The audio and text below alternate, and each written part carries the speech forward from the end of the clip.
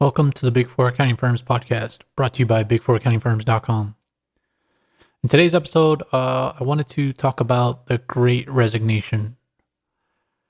And I've heard this term used a lot over, I think, the past few months, as there's been tons of job openings and people not filling them, especially in the US. There was recently 4 million people quit in the month of August.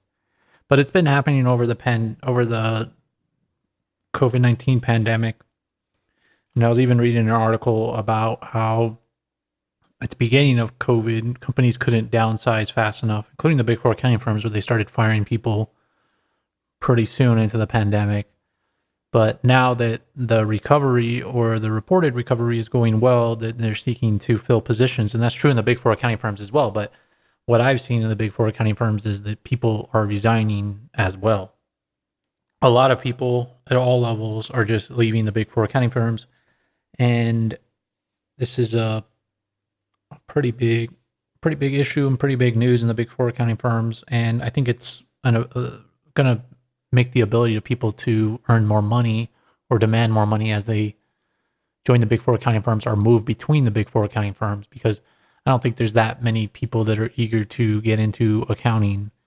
And I know that listeners of this podcast are eager to work in accounting, but I don't think outside of that, the big four accounting firms and other stakeholders have increased awareness of the benefits of working in accounting. And also, they haven't made it an easier job to do. Big four accounting, the way it is now, is still somewhat similar. Yeah, the environment has changed as far as working from home, going to client sites, virtual meetings, etc. But the way things work is still the same. The getting the hours, the utilization, etc. So I think the Great Resignation is going to affect the big four accounting firms a lot. A lot of them are still hiring. Maybe that's why Deloitte's hiring numbers went down this year compared to prior years, but I doubt it. I think they're being more conservative on that. But another thing that I wanted to address was receive some insider info that there's another big four accounting firm CEO in the US that is going to be stepping aside. I won't reveal who, but it just raises questions from a morale perspective. And I wanted to step back and analyze the past few years of US CEOs. And the one constant is Tim Ryan at PwC. And he's pretty constant, even though he's for increased diversity in all these measures, and he still refuses to step down to let somebody with a more diverse background take his position. But in other positions at Deloitte, at KPMG, you had female CEOs that did not seek another term or were not able to get another term. And what they often say is that they're not leaving because they don't believe in their business. They say they're leaving for whatever reasons, right? And they get better, or they get other positions, other high up positions at other places that I feel like would be similar to running the big four accounting firms, but probably require less day-to-day effort, less travel, etc. And so I think what they are doing a lot of the times when they do this is speaking to the nature of the big four accounting firms. And especially when you look, it's the female CEOs that are stepping aside. So I think it says something about that. But I think they also have to say that they're not stepping aside because of the firm, because they're going to continue to reap benefits and pensions and other rewards from saying that. But I think when they do step aside like this, when they don't seek another term, these CEOs, that it really does speak to the nature of the big four accounting firms, because I think it speaks to running them and all the things that you have to do. You have to meet these revenue goals. You have to do the social justice thing.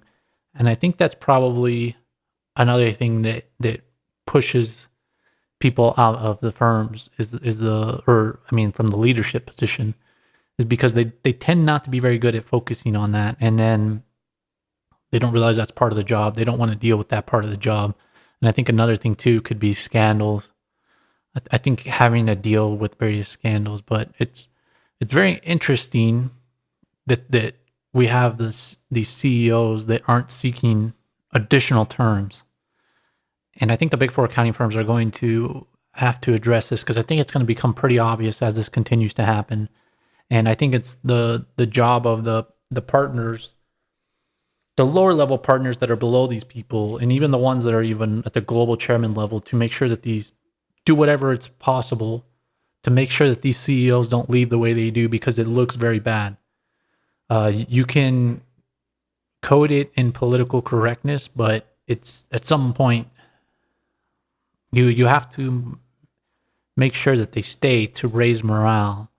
And I think when you let them leave, I think morale is going to be lower. I think you're not addressing the root issues of what we now have, which is the Great Resignation. You can't even keep your own CEOs.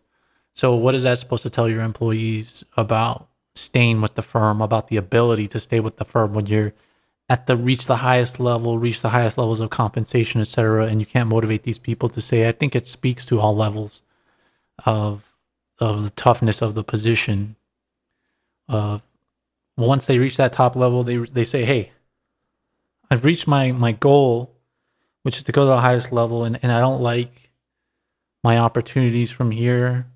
I don't want to motivate the people below me. I got what I needed from this, and I'm going to leave." Or, I mean, that's what I see. And especially in the face of the quote unquote Great Resignation, having these CEOs continuously step aside for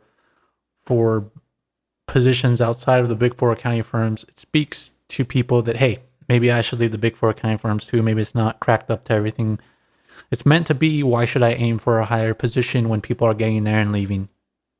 But the news of this will come out later. We've seen it in the past. It's a pattern now that we're seeing. And I don't think it's a pattern that's going to stop. And it's not just in the US, it's in the UK, where CEOs are leaving because of embarrassment. So the big four accounting firms, if they're going to fight the Great Resignation, they're going to have to do a lot of things. One of them is morale, which I'm talking about now, but another is compensation. And this doesn't just go to the Great Resignation, it goes to recruiting diversity, which they all have insane metrics or insane goals that they have in this area. They're going to have to be a lot more proactive at hiring and at compensation. And like I always say, it starts tone at the top.